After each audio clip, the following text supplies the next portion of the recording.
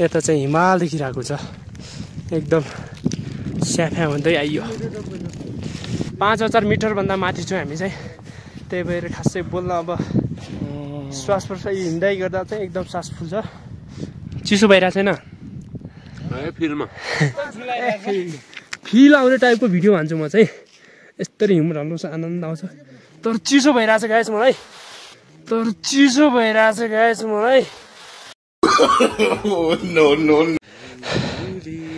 लास्टै थकाइ लाग्यो guys hello साथीहरू नमस्ते सबैजनालाई मेरो नाम चाहिँ धर्मराज सिंह आज चाहिँ म धेरै दिनपछि टक्क भ्लग बनाइरहेको छु आज चाहिँ म यो बारीकोट गाउँपालिकाको एकदम टक्क चाकुरीपाटनमा हामी चाहिँ रमाइलो गरिरहेको छौँ हामी चाहिँ जुम्लादेखि जाजरकोट जाँदै एकदम आज चाहिँ हिउँ परिरहेको छ अहिले चाहिँ खासै त्यस्तो परिरहेको छैन एकदम यता चाहिँ यो जुम्लाको सिमानामा चाहिँ खासै हिउँ परिरहेको छैन अनि केटाहरू चाहिँ पुरा मजाले लुखुलुखु हिँडिरहेको छन् के छ केटाहरू टक्क आफ्नै पारामा छन् इन्जोय लिइरहेछन् हामी पनि आफ्नै पारामा हो एकदम हिउँ चाहिँ खासै परिरहेको छैन यस्तै छ के छ फरिन भाइ एकदम ठिक छ दाइ हो कस्तो चिसो भइरहेछ यहाँ चाहिँ एकदम खाइरहेको छ त्यही पनि चिल अवस्थामा छौँ हामी चाहिँ यतिखेर के छ नवराज एकदम ठिकठाक छ जाडो भइरहेको छ अहिले त एकदम ठिक छ मजा आइरहेको छ हिउँमा हिँड्न ल केटाहरू टक्क अल्ट्राले हाट जुम हान्दा केटाले खै हेर देखाइदियो हामी पनि हेर यहाँ भिडियो बनाइरहेको छ बरो त्यहाँ ल त गाइज एकदम चिसो भइरहेको छ फेरि अर्कोचोटि भेटौँला त्यहाँ चाहिँ मेरो टक्क खुट्टा चाहिँ यति डुबाउँछ हेर्नु न गाँठै डुबाउँछ एकदम हिउँ परिरहेको छ लेकमा चाहिँ माथि आउँदा चाहिँ झन् गाह्रो भइरहेछ हामीलाई अहिले चाहिँ टक्क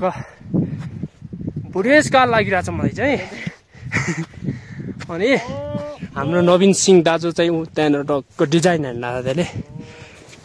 त्यही हो च्यानलमा चाहिँ नयाँ साथीहरू जोडिनु भयो भने चाहिँ सब्सक्राइब गरिदिनु होला एकदम माया गरिदिनु होला यस्तो ठाउँमा छु म चाहिँ तपाईँहरूलाई जतिसक्दो राम्रै कन्टेन्ट दिनेछु के छ दिपक एकदम गाह्रो भइरहेछ आफ्नो परिचय दिउन अलिकति नमस्ते गाइस मेरो नाम चाहिँ दिपक सिंह म चाहिँ हामी चाहिँ साथी हो नि हामी चाहिँ यसो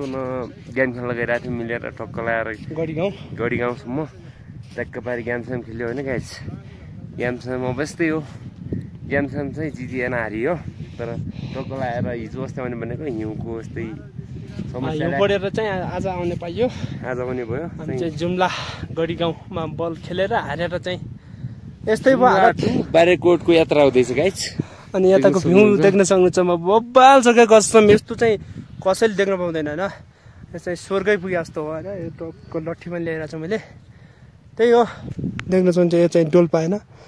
अनि यता चाहिँ टक्क लगाएर बब्बाल पारी साइड हिमाल देखिरहेको छ होइन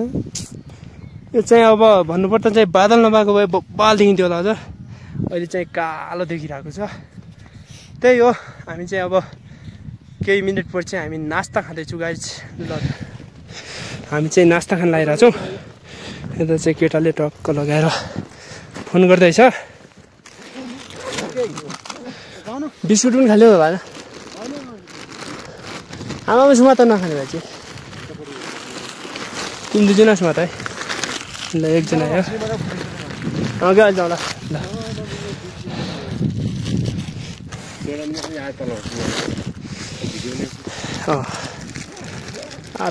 बवाल देखिरहेको छ गाइस पछाडि चाहिँ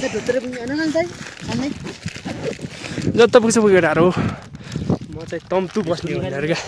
आखै यता हेर न यता बवाल देखिरहेको छ जाजरकोटमा यहाँ जाजरकोट हो कि मान्छे जुम्लामा चाहिँ खासै राम्रो देखिरहेको छैन यता चाहिँ अलिक उज्यालो छ दामी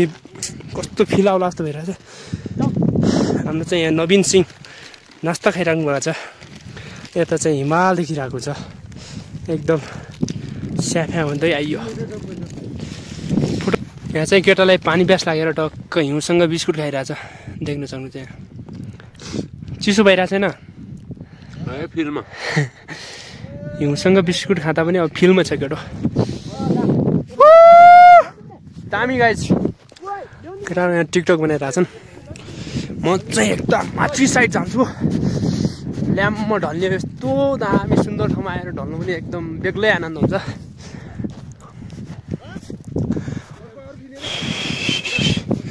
हिउँ चाहिँ खासै लगभग 1 फिट जति पर्यो होला चट्टो लगाएर हामी चाहिँ यस्तो ढल्दिन्छौँ कि हिउँमा हामीलाई चिसो पनि हुँदैन हामी चाहिँ कडा मान्छे हो लेकतिरै बसेको मान्छे हो हेर्नु न एउटा रमाइलो गरिरहेको छ यहाँमा यस्तो दृश्य चाहिँ फेरि देख्न पाइँदैन होला एकदम चिसो भए पनि फिल आइरहेछ जोस्